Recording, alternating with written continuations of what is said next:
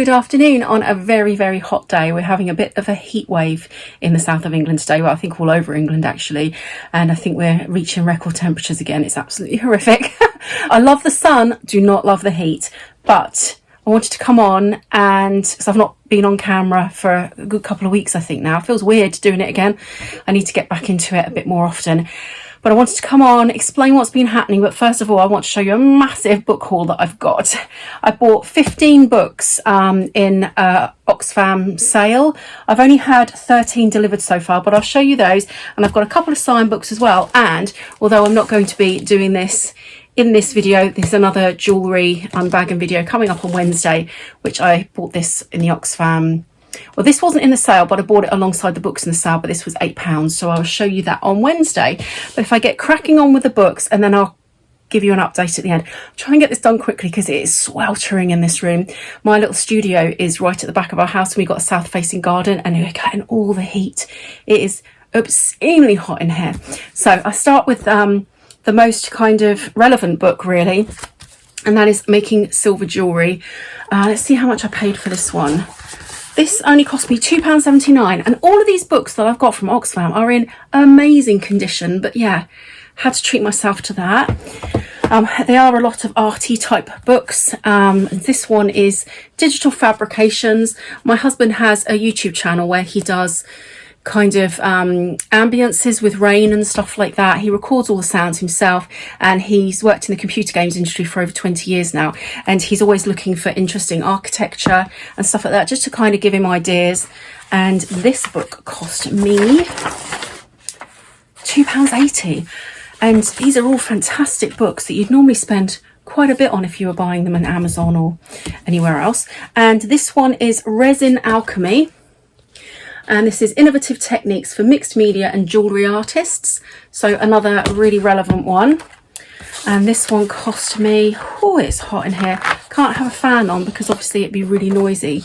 So this, I paid up for this one a bit. This was actually £6.99, but still that would be a lot more expensive full price. Next book is called Piet Boon Styling by Karen Main, and this looks really interesting, and that's £3.49. I don't think I'm flashing my address this time, so that's good. Oh my god, brain all over the place. So this one is Fashion and Advertising.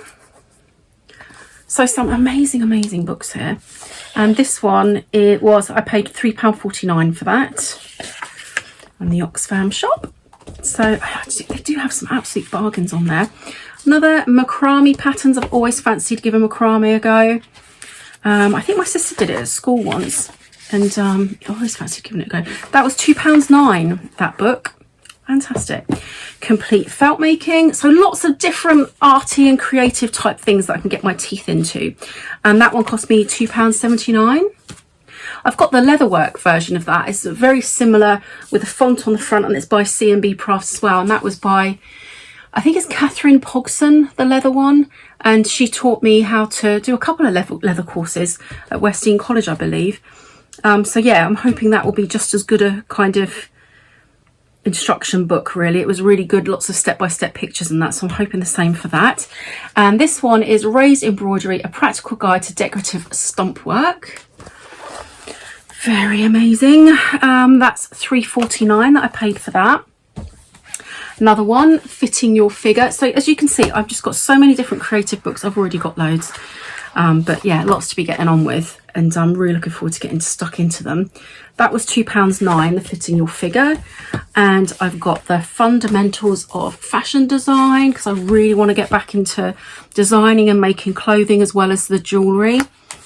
And that one cost me, and fashion books are so expensive. When I was a fashion student, oh my god, the price of the books were just astronomical. So when you find little ones like this you can get for a couple of quid here and there, it's amazing and saves so much money. That one was £3.49. I think it was 30% off they had if you bought 3 or more books, so I thought, fill my boots, you know. The next one is Edges and Finishes in Machine Embroidery, and that was £3.49. The next one is A Very British Revolution, 150 Years of John Lewis, and that one cost the grand sum of £2.79. the next one is Fashion as Communication by Malcolm Bernard, and that cost me £2.09. And the last of my secondhand Oxfam books, because I'm still awaiting a couple of them, is the complete book of picture framing and decorative framework. We have a bit of a rule in our house that we buy art from other artists, but I don't like bought art from, like, I mean, when we first bought our first house many years ago, we bought like the odd bits from B&Q just to kind of put it on the walls and everything. We since obviously gave them to charity and that. We'd rather have stuff that we've created or stuff that we've really loved, something that's resonated with us from other artists and things like that. So we kind of want to go down that road. So this hopefully will be a real help to that. If I can frame our own pieces, it'd be really great. And that cost £2.79. Amazing. And the next two books are just pre-orders that I've had from Waterstones. If you've seen my other videos, you know I collect signed books from people I'm interested in. And I've got The Midnight Train by Matt Haig. And there's his autograph there. I adore Matt Haig. And another person that I adore, Dawn French. And that's her new book, Enough. So I'm very excited to get going with all of those. There we are. Oh, so let's pop these down here because it's just piles of books in front of me. Right, let's have a little bit of a chat. So I've been struggling to kind of come on and sort of explain everything really, but you'll know from my previous videos what's been happening.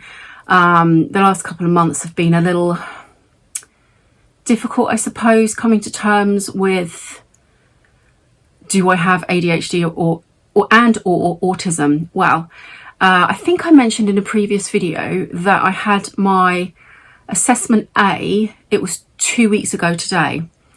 And then the following Thursday, which was the 14th of May, I had my assessment B, which is the diagnosis assessment. And indeed, I have been diagnosed with ADHD combined. So yeah, it's been a bit of a weird, well, couple of months really. I was really lucky because my assessment was done from me seeing the GP to my diagnosis 15 days. And I know how lucky I am to have got it that quickly. But it was through the right to choose pathways with the NHS. And when I spoke to my GP, she said, oh, get in quick because all these slots have just opened up and they'd be gone by the end of the week. So I think that's what happened. And yeah, so I've got my ADHD diagnosis, but the autism assessments there's a longer waiting list for. I think, like I say, I think I was really lucky that I got in where lots of slots had just opened up.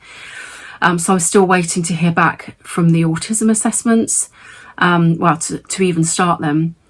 But the ADHD diagnosis has been weird. I actually thought that it was just going to be a matter of, oh, okay, I've got that. I can see that because, I mean, I've been putting it off for years. I've been kind of brushing it aside. And it was only from my niece. She thinks she might have ADHD and she started sharing things with me, sort of like little memes and stuff like that. And I was like, hang on a minute, that sounds really familiar. And I'd already had my I'd already questioned it quite a few times throughout my life. And I thought, I just got to go, I've got to go and have the assessments done and see what happens, you know. And I thought that it would be a matter of being diagnosed, get on with life, but it's not. There's been a bit of fallout from it. It's they do say that once you get your diagnosis, you kind of stop masking a bit and your traits kind of come to the surface a lot more. And I found that, and I feel like it's since it's been over a week now, it does seem like it's kind of calming down a bit, and my head's getting a bit more straighter. But yeah, it's going to be a big kind of, I have a lot of things to adapt in life. I can see why I've been certain ways and where I've struggled in certain areas, and hopefully I can find ways to work through that. I was told in my assessment that I need to speak to my GP and see if I can get any ADHD specific CBT, which is cognitive behavioural therapy. I spoke to my GP about it and we don't have that around here. So I've been put forward for just regular cognitive behavioural therapy, and that has helped in the past. And I'm hoping that because I now have the ADHD diagnosis, that I'll be able to kind of put these practices into place And then if I see kind of things falling by the wayside a bit, then I'll be like, oh, that's because of my ADHD, and I can pull it in a bit. Whereas before, obviously, I didn't know that, so it kind of would fall flat. So yeah, all kind of a new way of life in a way. I've signed up to, actually, I should say, other than that, because I've decided not to go down the medication road to start with. I said to the psychiatrist that did the assessment that I'd rather, certainly at my age, just try and find learning mechanisms where I can. At this point, I thought I was going to be able to get ADHD specific CBT, but obviously I can't do that. So I'm just going to see how it goes.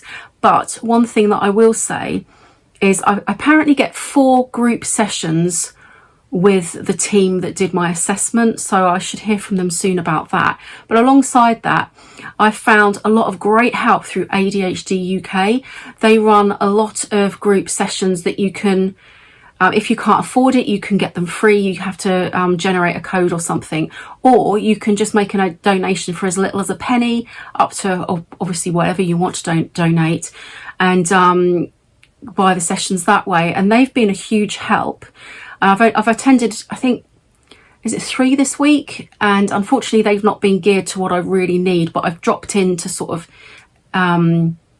gain some kind of insights, and they have been helpful. But this coming week, I've actually got sessions of newly diagnosed, which obviously I need.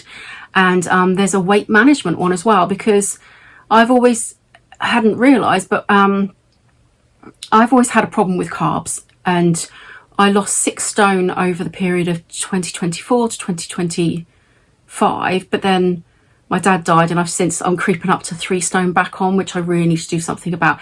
But I think that's due to impulsive eating, sort of not kind of being able to control it in a way, certainly with carbs. So that's going to be a really interesting session that I've got on Thursday about weight management and stuff. So if I can kind of wind that back in a bit, like my impulsivity with eating, certainly with comfort eating, things like that, then it'd be nice to sort of, gain some kind of coping mechanisms with that as well. And hopefully I can get my weight back on track.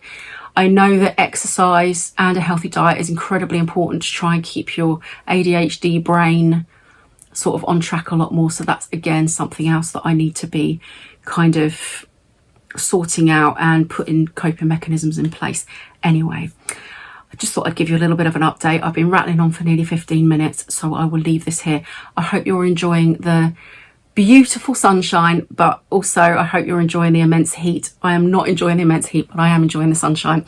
But yeah, it's quite a crazy heat wave of a weekend here in the UK, but I hope you're all doing really, really well wherever you are. And I'll see you in the next one, which will be Wednesday for my Oxfam jewellery haul. See you then.